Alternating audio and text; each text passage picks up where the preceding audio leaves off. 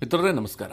ಮಿತ್ರರೇ, ಸದ್ಯ ಜಿಯೋ ಪೊಲಿಟಿಕ್ಸ್ ನಲ್ಲಿ ಬಹಳ ಇಂಟ್ರೆಸ್ಟ್ ಇರುವವರಿಗೆ ಒಂದು ರೀತಿಯ ಹಬ್ಬದ ವಾತಾವರಣ. ಯಾಕೆ ಅಂತಂದ್ರೆ ಪ್ರತಿನಿತ್ಯವೂ ಕೂಡ ಗ್ಲೋಬಲ್ ಲೆವೆಲ್ ನಲ್ಲಿ ಬಹಳ ಪ್ರಮುಖವಾದಂತಹ ಬೆಳವಣಿಗೆಗಳು ನಡೀತಾ ಇದ್ದಾವೆ.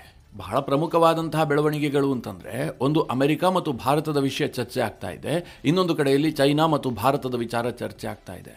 ಮಿತ್ರರೇ, ಕಳೆದ ಹಲವಾರು ವರ್ಷಗಳಿಂದ ನಾನು ಜಿಯೋ ಪೊಲಿಟಿಕ್ಸ್ ಅನ್ನು ಬಹಳ ಸೂಕ್ಷ್ಮವಾಗಿ ಗಮನಿಸ್ತಾ ಇದ್ದೀನಿ. ಅಂತಾರಾಷ್ಟ್ರೀಯ ಪತ್ರಿಕೆಗಳನ್ನು ಪ್ರತಿನಿತ್ಯ ನೋಡ್ತಾ ಇದ್ದೀನಿ. ಯಾವತ್ತೂ ಕೂಡ ಭಾರತ ಮತ್ತು ಚೀನಾದ ಕುರಿತಾಗಿ ಇಷ್ಟೊಂದು ಅವರು ಆರ್ಟಿಕಲ್ಗಳನ್ನು ಪಬ್ಲಿಷ್ ಮಾಡ್ತಾ ಇರಲಿಲ್ಲ.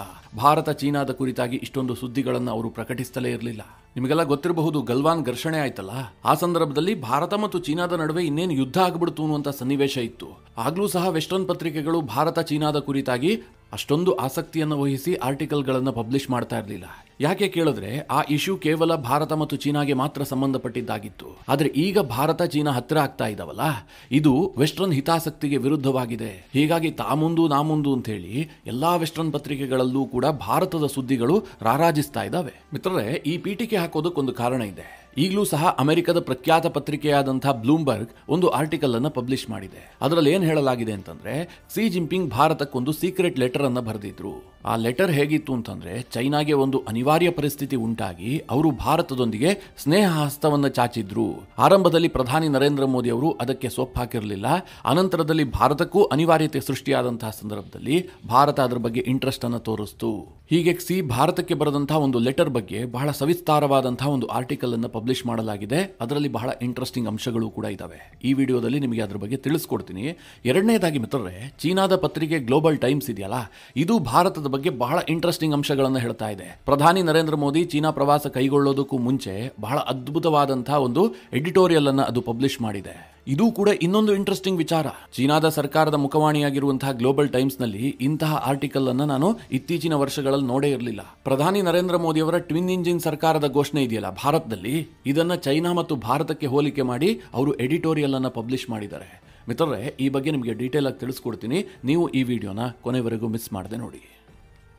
ಈಗ ಚೈನಾದ ರಾಷ್ಟ್ರಪತಿ ಕ್ಸಿ ಜಿನ್ಪಿಂಗ್ ಭಾರತದ ರಾಷ್ಟ್ರಪತಿ ದ್ರೌಪದಿ ಮುರ್ಮುಗೆ ಬರೆದಂತಹ ಲೆಟರ್ ಬಗ್ಗೆ ಆರಂಭದಲ್ಲಿ ನಿಮಗೆ ಹೇಳ್ಬಿಡ್ತೀನಿ. ನಿಮಗೆಲ್ಲ ಗೊತ್ತಿರಬಹುದು, ಅಮೆರಿಕದಲ್ಲಿ ಟ್ರಂಪ್ ಅಧಿಕಾರಕ್ಕೆ ಬರ್ತಾರೆ ಅನ್ನೋದು ಕನ್ಫರ್ಮ್ ಆಗ್ತಿದ್ದ ಹಾಗೆ ಚೈನಾದಲ್ಲಿ ಒಂದು ತಳಮಳ ಸೃಷ್ಟಿ ಆಗ್ಬಿಟ್ಟಿತ್ತು.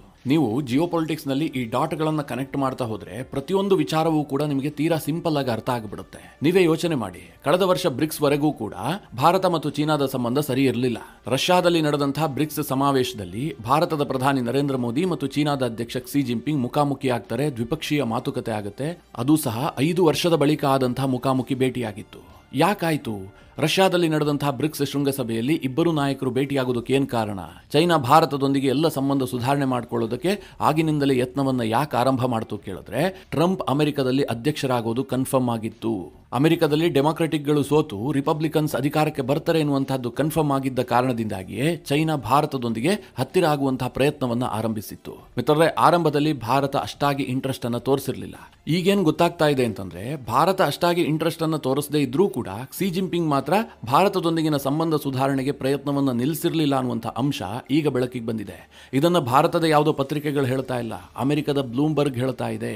ಕಳೆದ ಮಾರ್ಚ್ 2025ರಲ್ಲಿ ಚೀನಾದ ರಾಷ್ಟ್ರಪತಿ ಕ್ಸಿ ಜಿನ್ಪಿಂಗ್ ಭಾರತದ ರಾಷ್ಟ್ರಪತಿ ದ್ರೌಪದಿ ಮುರ್ಮು ಅವರಿಗೆ ಸೀಕ್ರೆಟ್ ಆದಂತಹ ಒಂದು ಲೆಟರ್ ಅನ್ನ ಬರೆದಿದ್ರು. ಆ ಲೆಟರ್ ನಲ್ಲಿ ಏನು ಉಲ್ಲೇಖ ಮಾಡಿದ್ರು ಅಂತಂದ್ರೆ, ಚೈನಾ ಭಾರತದೊಂದಿಗಿನ ಸಂಬಂಧ ಸುಧಾರಣೆಗೆ ಸಿದ್ಧ ಇದೆ. ಹಾಗೆ ಕ್ಸಿ ಜಿನ್ಪಿಂಗ್ ಅದರಲ್ಲಿ ಮೆನ್ಷನ್ ಮಾಡಿದಂತಹ ಅತಿ ಮುಖ್ಯ ಅಂಶ ಏನು ಕೇಳಿದ್ರೆ, ಭಾರತ ಮತ್ತು ಅಮೆರಿಕದ ನಡುವೆ ಯಾವುದೇ ಒಪ್ಪಂದ ಆದ್ರೂ ಕೂಡ ಅದು ಚೀನಾದ ಇಂಟ್ರೆಸ್ಟ್ಗೆ ಹರ್ಟ್ ಮಾಡಬಾರದು, ಆ ರೀತಿಯಾಗಿ ಭಾರತ ನೋಡ್ಕೊಳ್ಬೇಕು, ಹೀಗಂತ ಕ್ಸಿ ಜಿನ್ಪಿಂಗ್ ಭಾರತಕ್ಕೆ ಮನವಿ ಮಾಡಿಕೊಂಡಿದ್ರು. ಮಿತ್ರರೇ, 2024ರ ಬ್ರಿಕ್ಸ್ ಶೃಂಗಸಭೆಯಿಂದ ಹಿಡಿದು ಕ್ಸಿ ಜಿನ್ಪಿಂಗ್ 2025ರ ಮಾರ್ಚ್ನಲ್ಲಿ ಭಾರತದ ರಾಷ್ಟ್ರಪತಿಗಳಿಗೆ ಪತ್ರ ಬರೆದು ಮನವಿ ಮಾಡಿದ್ರಲ್ಲ, ಈ ಎಲ್ಲಾ ಬೆಳವಣಿಗೆಗಳಿಗೆ ಏನ್ ಕಾರಣ ಅಂತಂದ್ರೆ ಕ್ಸಿ ಜಿನ್ಪಿಂಗ್ ಇದ್ದಂತಹ ಒಂದು ಭಯ. ಅದೇನು ಕೇಳಿದ್ರೆ, ಟ್ರಂಪ್ ಭಾರತದ ಪರವಾಗಿರ್ತಾರೆ, ಟ್ರಂಪ್ ಒಬ್ಬ ಪ್ರೋ ಇಂಡಿಯಾ ಲೀಡರ್, ಅವರು ಚೀನಾದ ವಿರುದ್ಧವಾಗಿದ್ದಾರೆ. ಈ ಭಾವನೆ ಚೈನಾದಲ್ಲಿ ಬಹಳ ಆಳವಾಗಿ ಬೇರೂರಿತ್ತು. ಚೈನಾದ ಕಮ್ಯುನಿಸ್ಟ್ ಸರ್ಕಾರವೂ ಕೂಡ ಇದೇ ನಂಬಿಕೆಯಲ್ಲಿತ್ತು. ಚೈನಾದ ಇಂಟ್ರೆಸ್ಟ್ಗೆ ಹರ್ಟ್ ಮಾಡುವಂತಹ ಕೆಲ ಒಪ್ಪಂದಗಳನ್ನ ಭಾರತ ಯುಎಸ್ ಮಾಡಿಕೊಳ್ಳಬಹುದು ಅನ್ನುವಂತಹ ಆತಂಕ ಚೈನಾದವರಿಗೆ ಕಾಡ್ತಾ ಇತ್ತು. ಇಲ್ಲಿ ಮಿತ್ರರೇ, ಕೇವಲ ಚೈನಾ ಅಂತ ಮಾತ್ರ ಅಲ್ಲ, ಎಲ್ಲಾ ಜಿಯೋ ಪೊಲಿಟಿಕಲ್ ಥಿಂಕರ್ಸು ಕೂಡ ಇದನ್ನೇ ಹೇಳ್ತಾ ಇದ್ರು. ಟ್ರಂಪ್ ಅಧಿಕಾರಕ್ಕೆ ಬರ್ತಿದ್ದಂತೆ ಭಾರತ ಮತ್ತು ಅಮೆರಿಕದ ಸಂಬಂಧ ಹೊಸ ಎತ್ತರವನ್ನ ತಲುಪುತ್ತೆ, ಭಾರತದ ಫೇವರ್ ಆಗಿ ಟ್ರಂಪ್ ಇರ್ತಾರೆ, ಈ ರೀತಿಯಾದ ನಂಬಿಕೆಯಲ್ಲೇ ಜಗತ್ತಿತ್ತು. ಆದ್ರೆ ಆಗಿದ್ದೆಲ್ಲವೂ ಕೂಡ ಉಲ್ಟಾ. ಟ್ರಂಪ್ ಭಾರತದ ವಿರೋಧಿಯಾಗಿ ಗುರುತಿಸಿಕೊಂಡಿದ್ದಾರೆ. ಅವರು ವಿಪರೀತವಾಗಿ ಪಾಕ್ ಅನ್ನು ಇಷ್ಟಪಡ್ತಾ ಇದ್ದಾರೆ. ಆಪರೇಷನ್ ಸಿಂಧೂರ ಆದ ಬಳಿಕವಂತೂ ಭಾರತ ಅಮೆರಿಕದ ಸಂಬಂಧ ಹಳಸೋದಕ್ಕೆ ಶುರುವಾಯಿತು. ಈ ಟ್ಯಾರಿಫ್ ಯುದ್ಧ ಉರಿಯೋ ಬೆಂಕಿಗೆ ತುಪ್ಪ ಸುರಿಯಿತು. ಈಗ ಮಿತ್ರರೇ, ವಿಷಯಕ್ಕೆ ಬರೋದಾದ್ರೆ, ಕ್ಸಿ ಜಿನ್ಪಿಂಗ್ ಭಾರತದ ರಾಷ್ಟ್ರಪತಿಗಳಿಗೆ ಪತ್ರ ಬರೆದಿದ್ರಲ್ಲ, ಆ ಸಂದರ್ಭದಲ್ಲಿ ರಾಷ್ಟ್ರಪತಿಗಳೇನು ತೀರ್ಮಾನ ಕೈಗೊಳ್ಳೋದಕ್ಕೆ ಬರೋದಿಲ್ಲ. ನಾವು ಚೈನಾ ಜೊತೆಗೆ ಸಂಬಂಧ ಸುಧಾರಿಸಿಕೊಳ್ಳಬೇಕು ಅಥವಾ ಸುಧಾರಿಸಿಕೊಳ್ಳಬಾರದು, ಈ ರೀತಿಯಾಗಿ ಯಾವುದೇ ನಿರ್ಧಾರವನ್ನು ಕೈಗೊಳ್ಳುವಂತಹ ಅಧಿಕಾರ ಭಾರತದ ರಾಷ್ಟ್ರಪತಿಗಳಿಗಿಲ್ಲ. ಇಂತಹ ಲೆಟರ್ಗಳನ್ನು ಅವರು ಪ್ರಧಾನಮಂತ್ರಿಗಳಿಗೆ ವರ್ಗಾಯಿಸ್ತಾರೆ. ಪ್ರಧಾನಿ ನರೇಂದ್ರ ಮೋದಿ ಅವರು ಆ ಸಂದರ್ಭದಲ್ಲಿ ಈ ಲೆಟರ್ ಬಗ್ಗೆ ಅಷ್ಟು ಸೀರಿಯಸ್ ಆಗಿ ಯೋಚನೆ ಮಾಡಿರಲಿಲ್ಲ. ಮಿತ್ರರೇ, ಇದು ಯಾವ ವಿಚಾರವನ್ನು ನಾನು ಹೇಳ್ತಾ ಇಲ್ಲ. ಬ್ಲೂಮ್ಬರ್ಗ್ ಆರ್ಟಿಕಲ್ ನಲ್ಲಿ ಇದೆಲ್ಲವೂ ಪಬ್ಲಿಷ್ ಆಗಿದೆ. ಕ್ಸಿ ಜಿನ್ಪಿಂಗ್ ಈ ರೀತಿಯಾಗಿ ಲೆಟರ್ ಬರೆದಂತಹ ಸಂದರ್ಭದಲ್ಲೂ ಕೂಡ ಭಾರತ ಸರ್ಕಾರ ಯಾವ ಭ್ರಮೆಯಲ್ಲಿತ್ತು, ಟ್ರಂಪ್ ಇಂದ ನಮಗೇನೋ ಲಾಭ ಆಗುತ್ತೆ, ನಾವು ಚೀನಾ ಜೊತೆಗೆ ಹೋಗೋದು ಬೇಡ, ಈಗ ಆಲ್ರೆಡಿ ಏನು ಹಳಸೋಗಿದೆಯಲ್ಲ ಇದು ಹಾಗೆ ಕಂಟಿನ್ಯೂ ಆಗಲಿ ಅನ್ನುವಂತಹ ತೀರ್ಮಾನದಲ್ಲೇ ಭಾರತ ಸರ್ಕಾರ ಇತ್ತು. ನರೇಂದ್ರ ಮೋದಿ ಅವರು ಕೂಡ ಅದೇ ಧೋರಣೆಯನ್ನು ಅನುಸರಿಸಿದ್ರು. ಆದರೆ ಕಳೆದ ಜೂನ್ ತಿಂಗಳಿನಲ್ಲಿ ಟ್ರಂಪ್ ಯಾವಾಗ ಭಾರತವನ್ನು ವಿಪರೀತವಾಗಿ ಟಾರ್ಗೆಟ್ ಮಾಡೋದಕ್ಕೆ ಶುರು ಮಾಡಿದ್ರು, ಭಾರತ ಸರ್ಕಾರ ಚೀನಾ ಬಗ್ಗೆ ಯೋಚನೆ ಮಾಡೋದಕ್ಕೆ ಶುರು ಮಾಡಿತು. ಸಿ ಬರೆದಂತಹ ಲೆಟರ್ ಬಗ್ಗೆ ಆಗ ನರೇಂದ್ರ ಮೋದಿ ಅವರು ಯೋಚನೆ ಮಾಡಿದ್ರು ಅಂತೇಳಿ ಈ ಬ್ಲೂಮ್ಬರ್ಗ್ ಆರ್ಟಿಕಲ್ ನಲ್ಲಿ ಬರೆಯಲಾಗಿದೆ. ಇಲ್ಲಿ ಮಿತ್ರರೇ, ಈ ಲೆಟರ್ನ ಸತ್ಯಾಸತ್ಯತೆಯ ಬಗ್ಗೆ ನನಗೆ ಗೊತ್ತಿಲ್ಲ. ಬ್ಲೂಮ್ಬರ್ಗ್ ಏನು ಹೇಳಿದೆ ಅಂತಂದ್ರೆ, ಹೆಸರು ಹೇಳಲು ಇಚ್ಛಿಸದಂತಹ ಭಾರತದ ಒಬ್ಬ ಸೀನಿಯರ್ ಅಧಿಕಾರಿಯಿಂದ ಈ ಮಾಹಿತಿ ಸಿಕ್ಕಿದೆ ಅಂತ ಬ್ಲೂಮ್ಬರ್ಗ್ ಕ್ಲೈಮ್ ಮಾಡಿಕೊಂಡಿದೆ. ಆದರೆ ಈ ಆರ್ಟಿಕಲ್ನಲ್ಲಿರುವಂತಹ ಕೆಲ ಅಂಶಗಳನ್ನು ನಾವು ಕನೆಕ್ಟ್ ಮಾಡಿ ನೋಡೋದಾದ್ರೆ ಒಂದು ಹಂತದಲ್ಲಿ ಇದು ಸತ್ಯ ಇರಬಹುದು ಅಂತ ಅನ್ನಿಸ್ತಾ ಇದೆ. ಅದು ಯಾಕೆ ಕೇಳಿದ್ರೆ, ಜೂನ್ ನಂತರ ಭಾರತ ಚೀನಾ ಬಗ್ಗೆ ಯೋಚನೆ ಮಾಡೋದಕ್ಕೆ ಶುರು ಮಾಡ್ತು ಅಂತ ಹೇಳಲಾಗ್ತಾ ಇದೆ. ಹೌದು, ಕೆಲವೊಂದಷ್ಟು ಡೆವಲಪ್ಮೆಂಟ್ಗಳನ್ನು ನೋಡಿದ್ರೆ ಇದು ಸತ್ಯ ಅಂತ ಅನ್ಸುತ್ತೆ. ಉದಾಹರಣೆಗೆ, ಭಾರತ ಚೀನಾ ನಡುವೆ ನಿಂತು ಹೋಗಿದ್ದಂತಹ ಡೈರೆಕ್ಟ್ ಫ್ಲೈಟ್ ಸೇವೆಯನ್ನ ಪುನರಾರಂಭ ಮಾಡೋದಕ್ಕೆ ನಿರ್ಧಾರ ಮಾಡಲಾಯಿತು. ಚೈನಾ ಪ್ರಜೆಗಳಿಗೆ ಭಾರತದಲ್ಲಿ ವೀಸಾ ಕೊಡೋದಕ್ಕೂ ಕೂಡ ಶುರುವಾಯಿತು. ಕೆಲವೊಂದಷ್ಟು ಟ್ರೇಡ್ ನಿರ್ಬಂಧಗಳನ್ನು ಚೀನಾ ವಿಧಿಸಿ ಕೂತಿತ್ತಲ್ಲ, ಅದನ್ನೆಲ್ಲ ಅವರು ರಿವೋಕ್ ಮಾಡಿದ್ರು. ಉದಾಹರಣೆಗೆ ಹೇಳಬೇಕು ಅಂತಂದ್ರೆ, ವಾಂಗಿ ಭಾರತಕ್ಕೆ ಬಂದಂತಹ ಸಂದರ್ಭದಲ್ಲಿ ನಾವು ಯೂರಿಯಾವನ್ನು ಸಪ್ಲೈ ಮಾಡ್ತೀವಿ, ಅದರಲ್ಲಿ ಯಾವುದೇ ತೊಂದರೆ ಆಗದಂತೆ ನೋಡ್ಕೊಳ್ತೀವಿ ಅಂತ ಅವರು ಭರವಸೆ ಕೊಟ್ಟರು. ರೇರ್ ಅರ್ತ್ ಮಿನರಲ್ಸ್ ಅನ್ನು ಕೂಡ ಭಾರತಕ್ಕೆ ಕೊಡೋದಾಗಿ ಅವರು ಒಪ್ಕೊಂಡ್ರು. ಭಾರತದ ಬುಲೆಟ್ ಟ್ರೈನ್ ಯೋಜನೆಗೆ ಬೇಕಾದಂತಹ TBMಗಳನ್ನು ಪೂರೈಸೋದಕ್ಕೂ ಕೂಡ ಚೈನಾ ಒಪ್ಪಿಗೆ ಸೂಚಿಸಿತು. ಇದಿಷ್ಟೇ ಅಲ್ಲ ಮಿತ್ರರೇ, ಭಾರತದ ನಯಾರಾ ರಿಫೈನರೀಸ್ ಮೇಲೆ ಯುರೋಪಿಯನ್ ಯೂನಿಯನ್ ನಿರ್ಬಂಧವನ್ನು ವಿಧಿಸ್ತಲ್ಲ, ಆ ಸಂದರ್ಭದಲ್ಲಿ ಚೀನಾ ಒಂದು ಹೆಜ್ಜೆಯನ್ನ ಮುಂದಿಟ್ಟು ಯುರೋಪ್ನಿಂದ ನಿರ್ಬಂಧಕ್ಕೊಳಗಾದಂತಹ ಪೆಟ್ರೋಲ್ ಡೀಸೆಲ್ ಅನ್ನ ನಾವು ಖರೀದಿ ಮಾಡ್ತೀವಿ ಅಂತೇಳಿ ಅವರು ಖರೀದಿಯನ್ನು ಆರಂಭಿಸಿದ್ರು. ಗಡಿ ಸಮಸ್ಯೆಯನ್ನು ಬಗೆಹರಿಸೋದಕ್ಕೆ ಹೈ ಲೆವೆಲ್ ಕಮಿಟಿಯ ಸ್ಥಾಪನೆಗೂ ಕೂಡ ಒಪ್ಪಿಗೆಯನ್ನು ಸೂಚಿಸಲಾಗಿದೆ. ನೀವು ಜೂನ್ ನಂತರ ಆದಂತಹ ಪ್ರತಿ ಬೆಳವಣಿಗೆಯನ್ನು ನೋಡಿದ್ರೆ ಈ ಬ್ಲೂಮ್ಬರ್ಗ್ ಆರ್ಟಿಕಲ್ನಲ್ಲಿರುವಂತಹ ಕೆಲ ಅಂಶಗಳು ಸತ್ಯ ಅಂತ ಅನಿಸೋದಕ್ಕೆ ಶುರುವಾಗುತ್ತೆ. ಇಲ್ಲಿ ಮಿತ್ರರೇ, ಇವರು ಸತ್ಯ ಹೇಳಿದಾರೋ ಬಿಟ್ಟಿದ್ದಾರೋ, ಭಾರತಕ್ಕೆ ಏನು ಇಂಪಾರ್ಟೆಂಟ್ ಅಂತಂದ್ರೆ, ಭಾರತ ಮತ್ತು ಚೀನಾದ ನಡುವೆ ಸಂಬಂಧ ವೃದ್ಧಿ ಆಗ್ತಿರೋದನ್ನ ಈ ಪಾಶ್ಚಿಮಾತ್ಯರು ಎಷ್ಟು ಸೂಕ್ಷ್ಮವಾಗಿ ಗಮನಿಸ್ತಾ ಇದ್ದಾರೆ ಅನ್ನೋದಕ್ಕೆ ಈ ರೀತಿಯ ಆರ್ಟಿಕಲ್ಗಳು ಪ್ರತ್ಯಕ್ಷ ಸಾಕ್ಷಿಯಾಗಿದ್ದಾವೆ. ಭಾರತ ಚೀನಾ ಹತ್ತಿರ ಆಗ್ತಾ ಇರುವಂತದ್ದು ಪಾಶ್ಚಿಮಾತ್ಯರಿಗೆ ಒಂದು ರೀತಿಯಲ್ಲಿ ತಳಮಳ ಸೃಷ್ಟಿಸಿದೆ. ಇನ್ನು ಮಿತ್ರರೇ, ನಿಮಗೆಲ್ಲ ಗೊತ್ತಿರುವ ಹಾಗೆ ಪ್ರಧಾನಿ ನರೇಂದ್ರ ಮೋದಿ ಅವರು ಸದ್ಯ ಜಪಾನ್ ಪ್ರವಾಸದಲ್ಲಿದ್ದಾರೆ. ಅವರು ನಂತರ ಚೀನಾ ಪ್ರವಾಸವನ್ನ ಕೈಗೊಳ್ತಾರೆ. ಚೀನಾದ SCO ಶೃಂಗಸಭೆಯಲ್ಲಿ ಅವರು ಭಾಗಿಯಾಗ್ತಾರೆ. ಅನಂತರ ಕ್ಸಿ ಜಿನ್ಪಿಂಗ್ ಜೊತೆಗೂ ಕೂಡ ದ್ವಿಪಕ್ಷೀಯ ಮಾತುಕತೆಯನ್ನ ನಡೆಸ್ತಾರೆ. ಈ ಸಂದರ್ಭದಲ್ಲಿ ಚೈನಾ ಭಾರತದ ಬಗ್ಗೆ ಬಹಳ ಸಿಹಿ ಮಾತುಗಳನ್ನು ಆಡೋದಕ್ಕೆ ಶುರು ಮಾಡಿದೆ. ಅವರ ಗ್ಲೋಬಲ್ ಟೈಮ್ಸ್ ನಲ್ಲಿ ಒಂದು ಆರ್ಟಿಕಲ್ ಅನ್ನು ಪಬ್ಲಿಷ್ ಮಾಡಲಾಗಿದೆ. ಅದರಲ್ಲಿ ಏನ್ ಮೆನ್ಷನ್ ಮಾಡಲಾಗಿದೆ ಅಂತಂದ್ರೆ, ಭಾರತ ಮತ್ತು ಚೀನಾ ಏಷ್ಯಾದ ಎಕಾನಮಿಯ ಟ್ವಿನ್ ಇಂಜಿನ್ಗಳಿದ್ದಂತೆ. ಮಿತ್ರರೇ, ನಿಮಗೆಲ್ಲ ಗೊತ್ತಿರಬಹುದು, ಭಾರತದಲ್ಲಿ ಪ್ರಧಾನಿ ನರೇಂದ್ರ ಮೋದಿ ಅವರು ರಾಜ್ಯ ಸರ್ಕಾರಗಳ ಚುನಾವಣೆ ನಡೆಯುವಂತಹ ಸಂದರ್ಭದಲ್ಲಿ ಹೇಳ್ತಾರೆ, ಡಬಲ್ ಇಂಜಿನ್ ಸರ್ಕಾರವನ್ನ ತನ್ನಿ. ಕೇಂದ್ರದಲ್ಲಿ ನರೇಂದ್ರ ಮೋದಿ ಅವರ ಸರ್ಕಾರ, ರಾಜ್ಯದಲ್ಲೂ ಬಿಜೆಪಿ ಸರ್ಕಾರ ಬಂದ್ರೆ ಅದು ಡಬಲ್ ಇಂಜಿನ್ ಸರ್ಕಾರ ಆಗುತ್ತೆ ಅಂತ ಬಿಜೆಪಿ ಅವರ ಘೋಷವಾಕ್ಯ ಇದು. ಇದನ್ನ ಈಗ ಗ್ಲೋಬಲ್ ಟೈಮ್ಸ್ ಭಾರತ ಮತ್ತು ಚೀನಾಗೆ ಕಂಪೇರ್ ಮಾಡ್ತಾ ಇದೆ. ಈ ಎರಡೂ ದೇಶದ ಎಕಾನಮಿ ಏಷ್ಯಾದ ಎಕಾನಮಿಯ ಟ್ವಿನ್ ಇಂಜಿನ್ಗಳಿದ್ದಂತೆ ಹೀಗಂತ ಗ್ಲೋಬಲ್ ಟೈಮ್ಸ್ ನಲ್ಲಿ ಆರ್ಟಿಕಲ್ ಪಬ್ಲಿಷ್ ಮಾಡಲಾಗಿದೆ. ಅದಕ್ಕೆ ಮುಂದುವರೆದು, ಭಾರತ ಮತ್ತು ಚೀನಾ ಗ್ಲೋಬಲ್ ಸೌತ್ನ ಪ್ರಮುಖವಾದಂತಹ ರೆಪ್ರೆಸೆಂಟೇಟಿವ್ಸ್.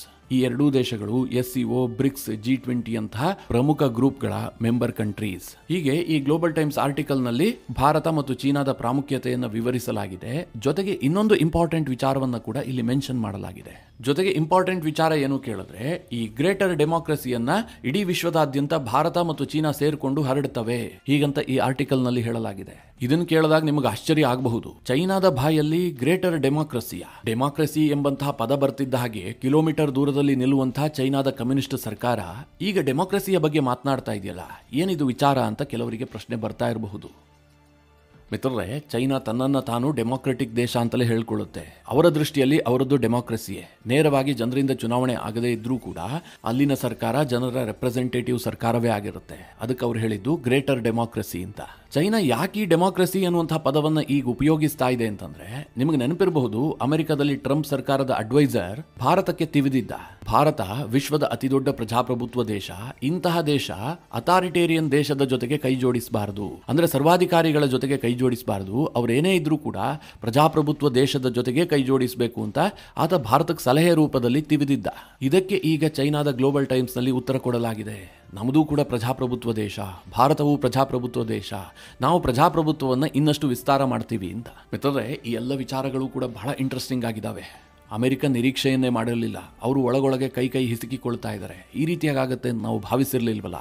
ಭಾರತ ಈ ರೀತಿಯಾಗಿ ಎಕ್ಸ್ಟ್ರೀಮ್ ಸ್ಟೆಪ್ಗಳನ್ನು ತೆಗೆದುಕೊಳ್ತಾ ಇದೆಯಲ್ಲ. ಚೀನಾ ಭಾರತ ಒಂದಾಗೋದಿಲ್ಲ, ಅದು ಉತ್ತರ ಮತ್ತು ದಕ್ಷಿಣ ಧ್ರುವ ಅಂತಲೇ ಅಮೆರಿಕ ಭಾವಿಸಿತ್ತು. ಭಾರತಕ್ಕೆ ಏನೇ ಆದರೂ ಅವರು ನಮ್ಮ ಬುಡಕ್ಕೇ ಬರಬೇಕು ಅನ್ನುವಂತಹ ಭಾವನೆ ಅಮೆರಿಕನ್ನರಿಗೆ ಕಾಡ್ತಾ ಇತ್ತು. ಆದರೆ ಈ ಅನಿರೀಕ್ಷಿತ ಬೆಳವಣಿಗೆ ಇದೆಯಲ್ಲ, ಅವರಿಗೆ ಸಹಿಸಿಕೊಳ್ಳೋದಕ್ಕಾಗ್ತಾ ಇಲ್ಲ. ಪ್ರಧಾನಿ ನರೇಂದ್ರ ಮೋದಿ ಅವರು ಕೂಡ ಇತ್ತೀಚೆಗೆ ಒಂದು ಸ್ಟೇಟ್ಮೆಂಟ್ ಕೊಟ್ಟರು. ಭಾರತ ಮತ್ತು ಚೀನಾದ ಸಂಬಂಧ ಸುಧಾರಣೆ ಇದೆಯಲ್ಲ, ಇದು ಇಡೀ ಭಾಗದ ಪೀಸ್ ಅಂಡ್ ಸ್ಟೆಬಿಲಿಟಿ ದೃಷ್ಟಿಯಿಂದ ಬಹಳ ಇಂಪಾರ್ಟೆಂಟ್ ಆಗುತ್ತೆ ಅಂತ ಒಂದು ಸ್ಟೇಟ್ಮೆಂಟ್ ಕೊಟ್ಟಿದ್ರು.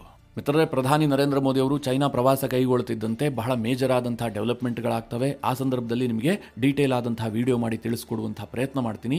ಈ ಎಲ್ಲ ವಿಚಾರಗಳ ಕುರಿತಾಗಿ ನಿಮ್ಮ ಅನಿಸಿಕೆ ಅಭಿಪ್ರಾಯಗಳೇನು ಕಮೆಂಟ್ ಮಾಡುವ ಮೂಲಕ ನಮಗೆ ತಿಳಿಸಿ. ಹಾಗೆ ನಿಮಗೆ ಈ ವಿಡಿಯೋ ಇಷ್ಟವಾದರೆ ಲೈಕ್ ಮಾಡಿ. ಜೊತೆಗೆ ನೀವಿನ್ನೂ ನಿಮ್ಮ ನೆಚ್ಚಿನ ಸಂಸ್ಕಾರ ಸೌರಭ ಯೂಟ್ಯೂಬ್ ಚಾನಲ್ನ ಸಬ್ಸ್ಕ್ರೈಬ್ ಮಾಡಿಲ್ಲ ಅಂತಾದರೆ ಈ ಕೂಡಲೇ ಸಬ್ಸ್ಕ್ರೈಬ್ ಮಾಡಿ. ಮುಂದಿನ ಎಲ್ಲ ಅಪ್ಡೇಟ್ಗಳ ನೋಟಿಫಿಕೇಷನ್ಗಾಗಿ